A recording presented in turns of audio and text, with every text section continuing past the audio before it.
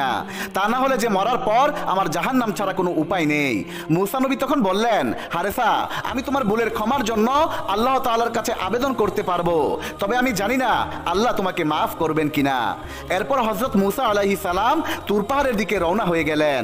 মূসা নবী তুর পাহাড়ে এসে সেজদায় পড়ে গেলেন এবং আল্লাহকে বললেন, হে মাবুদ, আমার হারেসা না বুঝে তোমার আখিরি নবীর শানে বড় অন্যায় করে ফেলেছে, আর এখন এই অবস্থায় যদি তার মৃত্যু হয় তাহলে তাকে জাহান্নামে যেতে হবে। হে আল্লাহ, তুমি আমার হারেসাকে ক্ষমা করে দাও। তখন আল্লাহ রব্বুল আলামিন এক গায়বী আওয়াজের মাধ্যমে মূসা নবীকে জানিয়ে দিলেন, হে মূসা, হারেসা আমার আখিরি নবীর নামের সাথে যে বেয়াদবি করেছে তার কারণে তাকে আমি গুইসাপ বানিয়ে দিয়েছি এবং তার ক্ষমার দরজা আমি আল্লাহ বন্ধ করে দিয়েছি। মূসা নবী তখন বললেন, আল্লাহ গো, হারেসা তো আমার পাগল ছিল, সে যদি ক্ষমা না পাই গো আল্লাহ তোমার দরবারে, তাহলে তো পরকালে তাকে জাহান্নামের আগুনে জ্বলতে হবে। হে মাবুদ, তুমি তোমার রহমানুর নামের খাতিরে আমার হারেসাকে তুমি ক্ষমা করে দিয়ে মানুষে রূপান্তরিত করে দাও।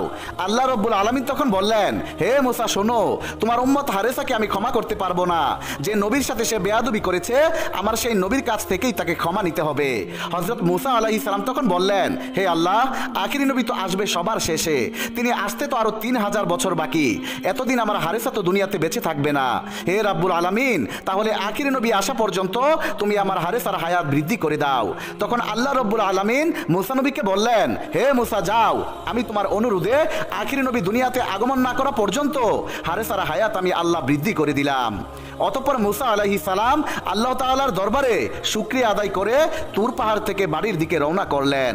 হযরত মূসা আলাইহিস সালাম হাঁটতে হাঁটতে সামনে দেখতে পেলেন হারেসা গুইসাপটি রাস্তার পাশে অপেক্ষা করছে। গুইসাপটি মূসা নবীকে দেখেই বলতে লাগলো, হে নবী, আমার জন্য আল্লাহর কাছ থেকে কি ফায়সালা নিয়ে আসলেন? আল্লাহর নবী মূসা তখন বললেন, হে হারেসা শোনো, তুমি আখিরি নবীর নামের সাথে যে বেয়াদবি করেছো তার ক্ষমা আল্লাহ তোমাকে করবেন না। আল্লাহ রব্বুল আলামিন বলেছে একমাত্র আখিরি নবী ক্ষমা করলেই কেবল আল্লাহ তোমাকে ক্ষমা করবেন। তখন হারেসা সাপটি বলল, ওগো আল্লাহর নবী, আখিরি নবী তাহলে কবে দুনিয়ায় আসবেন? মূসা নবী তখন বললেন, আখিরি নবী দুনিয়ায় আসতে আরো 3000 বছর বাকি, 3000 বছর পর বিশ্ব নবী দুনিয়াতে আসবেন। এবার হারেসা সাপ বললেন, ও নবী, তাহলে এত বছর তো আমি দুনিয়ায় বেঁচে থাকবো না, তাহলে দুনিয়া থেকে আমি বিদায়ের পর জাহান্নাম তো আমার জন্য অবধারিত হয়ে যাবে। মূসা নবী তখন বললেন, হে হারেসা, আল্লাহ রব্বুল আলামিন তোমাকে একটা সুযোগ দিয়েছেন, বিশ্বনবী দুনিয়াতে আসা পর্যন্ত তোমার হায়াত বৃদ্ধি করে দিয়েছেন। এই কথা শুনে হারেসা আল্লাহ রব্বুল আলামিনের দরবারে শুকরিয়া আদায় করলেন। অতঃপর হারেসা সাপটি মূসা নবীকে বললেন, হে আল্লাহর নবী, আল্লাহ রব্বুল আলামিন আমাকে দয়া করে আমার হায়াত 3000 বছর পর্যন্ত বাড়িয়ে আমাকে আখিরি নবীর কাছে ক্ষমা চাওয়ার সুযোগ করে দিয়েছেন, সেই জন্য আমি মহান আল্লাহ তাআলার কাছে কৃতজ্ঞতা জ্ঞাপন করছি। কিন্তু হে আল্লাহর পয়গম্বর, এত বছর তো আপনিও দুনিয়াতে বেঁচে থাকবেন না, তাহলে এই 3000 বছর আমি কোথায় থাকবো? মানুষ তো আমাকে দেখলেই প্রহার করতে আসবে, তাহলে এমতো অবস্থায় আমি কোথায় কিভাবে থাকবো? মূসা নবী তখন বললেন, হে হারেসা, তুমি ওই পাহাড়ের কাছে একটি গুহা আছে, সেই গুহার ভিতরে তুমি এই 3000 বছর অবস্থান করবে, সেখানেই কেবল তুমি নিরাপদে থাকবে। হারেসা সাপটি এইবার বলল, নবী গো, তাহলে আমি তো গুহার ভিতরে পড়ে থাকবো, তখন আমি বুঝবো কি করে আখিরি নবী দুনিয়াতে আগমন করেছেন কিনা?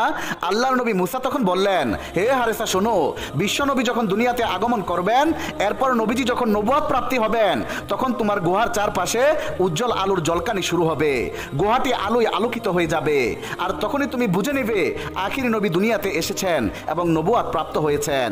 গুইসাপটি মূসা নবীর মুখে এই সমস্ত কথা মনোযোগ সহকারে শ্রবণ করিয়া হযরত মূসা আলাইহিস সালামকে সালাম জানিয়ে গুহার দিকে ছুটে চললেন। প্রিয় বন্ধুরা, এরপর এই সাপটির কি হয়েছিল এবং কিভাবে সাপটি বিশ্ব নবীর কাছ থেকে ক্ষমা পেয়েছিল তা জানতে হলে এই ভিডিওর ডেসক্রিপশন বক্সে যে ভিডিওর লিংক দেওয়া আছে সেটি দেখে আসবেন। আল্লাহ রব্বুল আলামিন আমাদের সবাইকে বিশ্ব নবীর খাঁটি উম্মত হয়ে কবর দেশে যাওয়ার তৌফিক দান করুন। আমিন।